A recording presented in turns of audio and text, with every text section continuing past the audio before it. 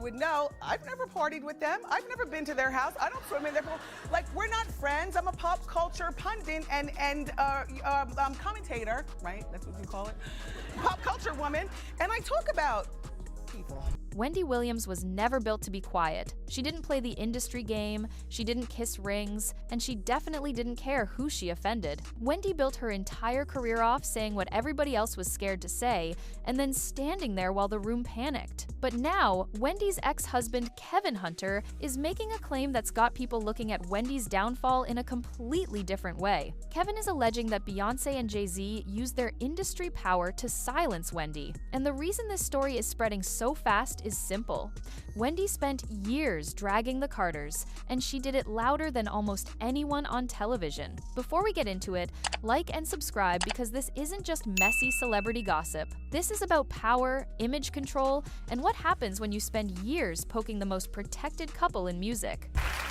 She's a real looker, and she's a great singer, but she speaks the Ebonics, and that might not be good for it. One thing people know for a fact is Wendy was never a fan of Beyoncé and Jay-Z. Wendy said it herself. She made it clear she wasn't friends with them, never partied with them, never went to their house, never swam in their pool. Wendy wasn't in their circle. Wendy was a pop culture commentator, and Beyoncé and Jay-Z were the biggest names on the board. But Wendy didn't treat them like royalty. She treated them like a hot topic. And Wendy didn't keep it surface level. Wendy constantly mocked Beyoncé's speaking voice. She made jokes implying Beyoncé sounded uneducated. She said Beyoncé needed closed captioning. She even implied Beyoncé would need elocution lessons for her Ebonics if she wanted to do certain roles. Whether you think Wendy was being funny or disrespectful doesn't even matter. What matters is Wendy was doing something most people in entertainment would never dare do. She was publicly humiliating Beyoncé, repeatedly, on a platform that reached millions. Then, Wendy kept fueling another narrative Beyoncé has always hated: the idea that Beyoncé stole from other artists. Wendy would bring up lawsuits, similarities, and old controversies. She reviewed receipts, compared imagery, and basically kept the conversation alive even when other media outlets backed off. Wendy didn't invent every allegation, but she made sure they never died. But the biggest moment, the one people still bring up as the point of no return, was the fake baby bump scandal. That was the nuclear story. That people play around with pregnancy. I've had so many miscarriages, and I beg God so much for my own. I just don't like to.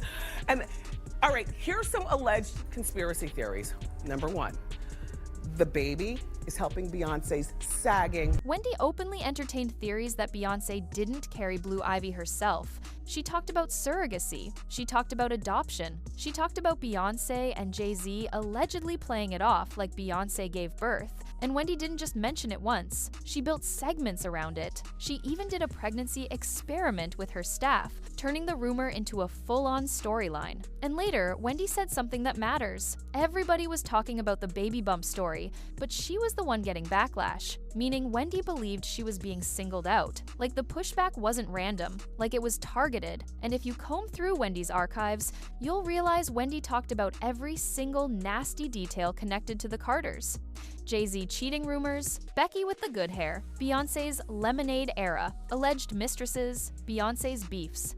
Wendy even suggested Beyoncé's personal Instagram photos were staged by publicists. And then there's the paternity rumor, the long-running story about a man claiming Jay-Z is his father and suing for a paternity test. Wendy covered that too, even though it's one of the most sensitive stories attached to Jay-Z's image. So when Kevin Hunter comes out now and implies Beyoncé and Jay-Z blacklisted Wendy, people don't instantly dismiss it, because the Carters aren't normal celebrities. They are industry power. Original Beyoncé stole her steez. Oh, you think so? Look at Crazy in Love video and look at A. Marie, Why Don't We Fall in Love.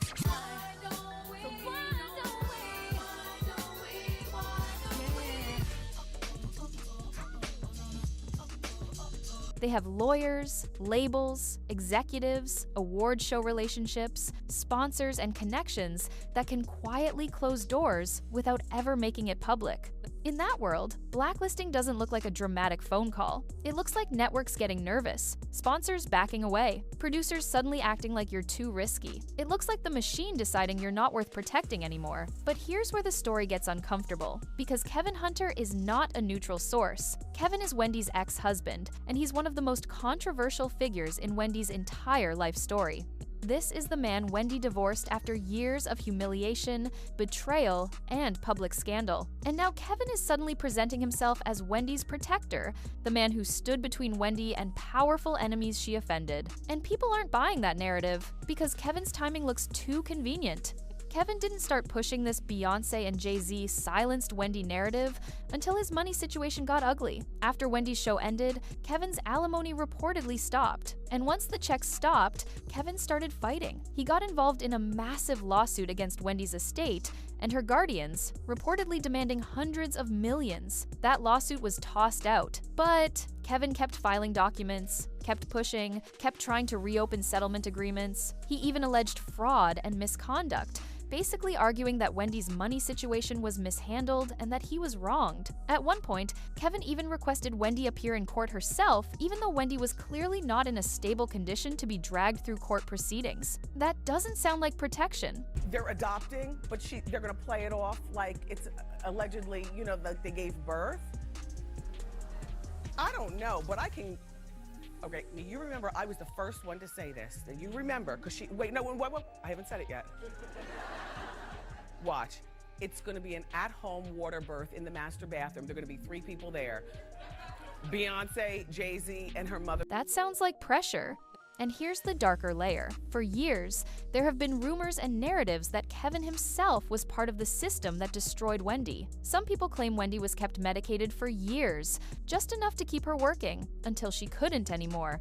There's even a disturbing version of the story where people claim it was done through Wendy's tea on set. Now, those are allegations, but the reason they matter is because Kevin is not seen by the public as Wendy's hero. He's seen as one of the people who benefited while Wendy was breaking down. Which is why Kevin suddenly pointing at Beyoncé and Jay-Z feels like strategy. Because blaming the Carters is perfect. They're powerful, they're mysterious, they have a reputation for control, and the public already believes they can silence people, so Kevin can throw their names into the fire and instantly get attention, headlines, and sympathy. And sympathy is valuable, especially when you're trying to pressure a legal situation, revive alimony, or keep yourself relevant in the media. Now, does Kevin's motive automatically mean he's lying? Not necessarily. 2 things can be true at the same time. The Carters could have wanted Wendy shut down, and Kevin could still be using Wendy's downfall as a storyline. But the bigger truth is this. Wendy didn't just make one enemy. Wendy made a list. Wendy talked about everybody. She burned bridges with celebrities, managers, publicists, labels, and networks.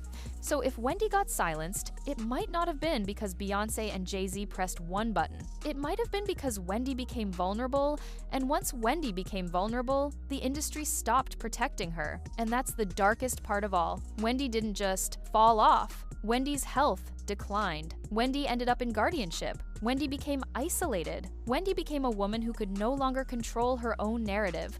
And in that state, everyone else gets to speak for her, including Kevin. And here's the part that should honestly scare people. Because if Kevin is telling the truth, then Wendy didn't just get canceled, she got erased. Not with one big public takedown, but with quiet industry pressure, the kind that doesn't leave fingerprints. The kind that makes sponsors uncomfortable, makes networks suddenly rebrand, makes producers stop answering calls, and makes everybody who once laughed with you pretend they never knew you. That's how the industry silences people, not by attacking you directly, but by starving you out until you disappear. And Wendy was the perfect target, because once her health started slipping, the machine didn't have to fight her anymore. It could just wait her out. But what makes this whole situation even darker is the timing. Wendy is in a guardianship. Wendy is isolated. Wendy can't freely speak. So now, everybody gets to tell Wendy's story for her. The Carters, the media, the networks, and yes, Kevin Hunter too. Which means the real danger isn't just whether Beyoncé and Jay-Z allegedly played a role. The real danger is that Wendy's legacy is being rewritten in real time while she's still alive. And if that's true, then the person controlling the narrative isn't the loudest voice. It's the one with the most power.